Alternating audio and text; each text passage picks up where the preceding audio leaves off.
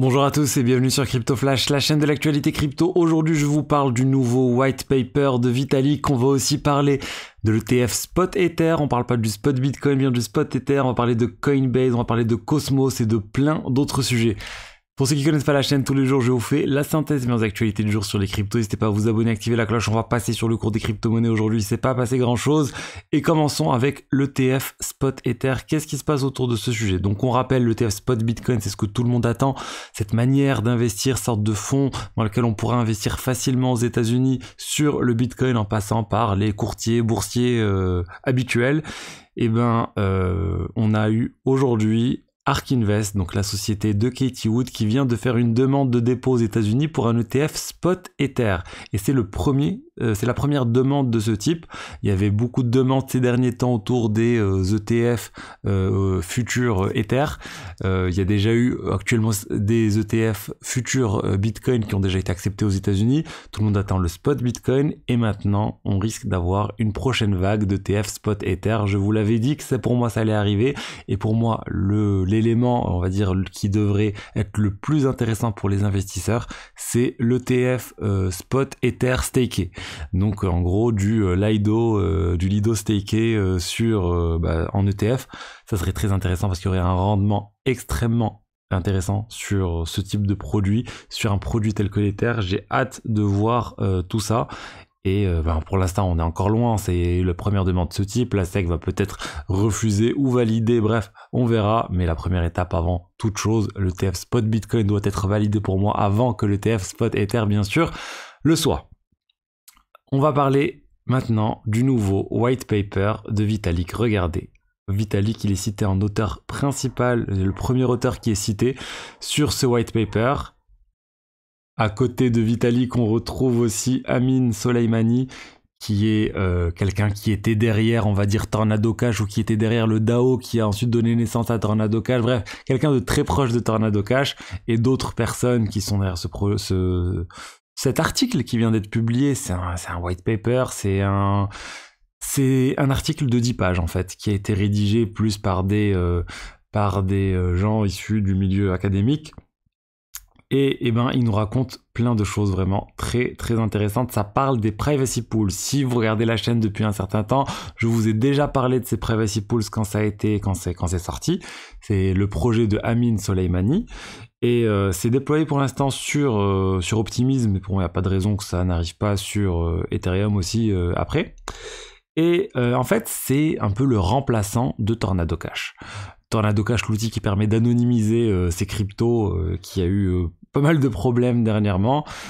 Et là, pour eux, ils ont trouvé le moyen de résoudre les problèmes de Tornado Cash. Ce qu'il faut savoir en soi dans ce white paper, si on peut appeler ça comme ça, il n'y a rien de nouveau d'un point de vue technologique parce que la solution, elle existe déjà et c'est Privacy Pools dont je vous ai déjà parlé.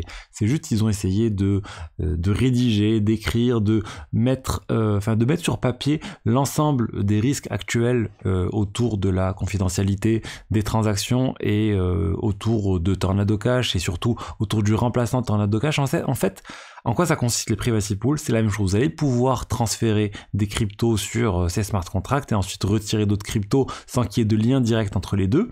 Mais la différence, c'est que vous allez pouvoir en fait avoir des listes de comptes autorisés ou surtout des listes noires de comptes. Par exemple, vous allez pouvoir prouver que l'ensemble des cryptos que vous avez déposés, que vous avez retirés depuis ce protocole Privacy Pools ne sont pas issus de piratage. Donc ça veut dire que vous êtes quelqu'un qui n'a pas fait de piratage, donc c'est de l'argent, on va dire, propre. Ou par exemple, un exemple qui a été donné, vous allez pouvoir faire une liste d'adresses qui ont fait un KYC auprès des banques. Et du coup, vous avez que l'argent que vous allez retirer, c'est un ensemble de personnes qui ont fait un KYC auprès de banques. Il y a plein d'exemples qui sont donnés, mais l'idée, surtout, c'est d'empêcher la Corée du Nord d'utiliser le protocole en les blacklistant à chaque fois qu'ils font un piratage, si on veut simplifier les choses, et de pouvoir prouver ensuite en détail les diverses transactions qui ont été réalisées, qu'elles sont, on va dire, propres. Donc c'est l'aspect confidentialité des transactions pour toujours pouvoir s'assurer qu'on réalise des transactions sans les montrer, sans les publier partout, et aussi, s'il y a besoin vis-à-vis de régulateurs de prouver certaines choses, de pouvoir le faire. Un exemple qu'avait donné Vitalik de l'utilisation qu'il faisait de Tornado Cash, c'était de donner de l'argent à l'Ukraine sans que la Russie soit au courant.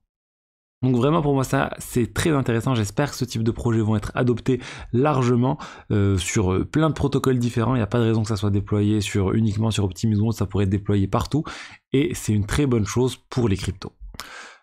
Ensuite, je voulais vous parler d'un nouveau rapport autour de la richesse des utilisateurs des cryptos et du nombre aussi d'utilisateurs des cryptos.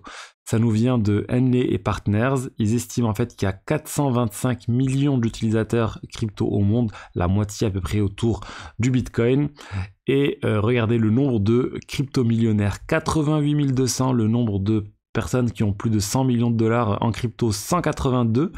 Et le nombre de milliardaires en crypto, 22, avec 6 qui sont uniquement issus du Bitcoin. Donc c'est bien sûr un rapport avec des analyses de la blockchain, des analyses de plein de choses. C'est jamais ultra précis, mais ça nous montre quand même quelque chose de, je trouve intéressant, d'avoir une estimation de des personnes en fait qui sont dans la crypto. 425 millions, c'est beaucoup.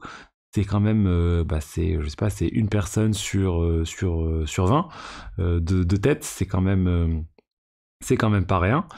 Et voilà, et on va voir jusqu'où ça va aller. Ensuite, nous allons parler de Coinbase et de leur solution Base, leur Layer 2 Ethereum, qui a connu un problème hier. Globalement, ça fonctionnait plus. Il y avait plus de blocs qui étaient créés. Donc ça montre là l'aspect centralisation de tous les Layer 2 actuellement. La plupart des Layer 2 sont extrêmement centralisés. Il y a des éléments qui se font actuellement, par exemple le séquenceur, qui est un élément central qui fait tourner, qui est de la responsabilité de Coinbase au final. Optimism, c'est pareil. Arbitrum, c'est pareil. Il n'y a pas réellement de séquenceur décentralisé pour le moment. Ce que veut faire Polygon, c'est avec la Polygon POS qui veut migrer en Validium, qui veut être décentralisé dès le début, avec les validateurs actuels de Polygon. Bref, tout ça pour dire, ça a plus marché, ils ont corrigé le problème, mais voilà, gardez en tête que les L2, ça reste centralisé, et si vous voulez de la décentralisation totale, allez rester sur les layers 1, parce que oui, on est encore loin de tout ça. Ils appellent ça un peu les petites roues arrière là dans les vélos pour enfants. Actuellement, tous ces mécanismes de centralisation qui devraient petit à petit disparaître. Ensuite, je voulais vous parler de Cosmos et d'une blockchain qui va être lancée dans l'écosystème Cosmos par les développeurs de PUBG, donc le jeu très connu PUBG Battlegrounds, un peu qui est arrivé d'ailleurs avant Fortnite, mais depuis Fortnite a pris le dessus on va dire sur PUBG. Bref, ils vont lancer, les développeurs de PUBG, Krafton vont lancer une blockchain, un layer 1 à l'aide du Cosmos SDK qui va utiliser l'USDC, notamment pour payer les frais de gaz et pour gérer les paiements. Et sur cette blockchain orientée autour du métaverse et des créateurs de contenu, la blockchain s'appelle Cetlus. Cetlus, je sais pas comment ça se prononce, très orienté Web3, métaverse, etc. Et leur premier projet, ils ont dit pour tester un peu cette blockchain et voir si les gens sont intéressés par tout ça, ils vont lancer un projet Migaloo.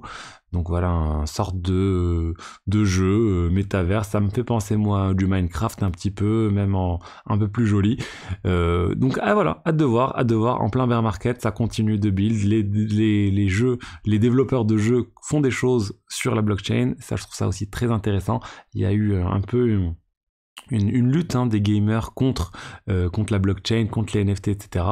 Malgré tout ça, ça continue quand même à avancer, même s'il y a toujours des polémiques dernièrement avec, j'ai oublié la ligue lancée par MrBeast, etc. Enfin, la liste promue par MrBeast avec des NFT, il y a eu des gamers qui ont un peu dit, non, on n'est pas d'accord avec tout ça. Bref, ça continue.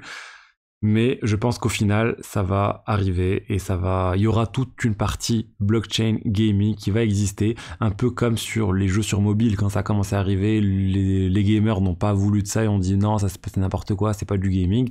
Et peu importe que les gamers croient ou non que c'est du gaming, l'écosystème des jeux sur mobile s'est largement développé, le casual gaming aussi. Voilà ce que j'avais à vous dire aujourd'hui sur les divers news crypto du jour. J'espère que le contenu vous a plu. Si c'est le cas, n'hésitez pas à liker, à commenter, à vous abonner. Et je vous dis à demain pour la suite. Au revoir.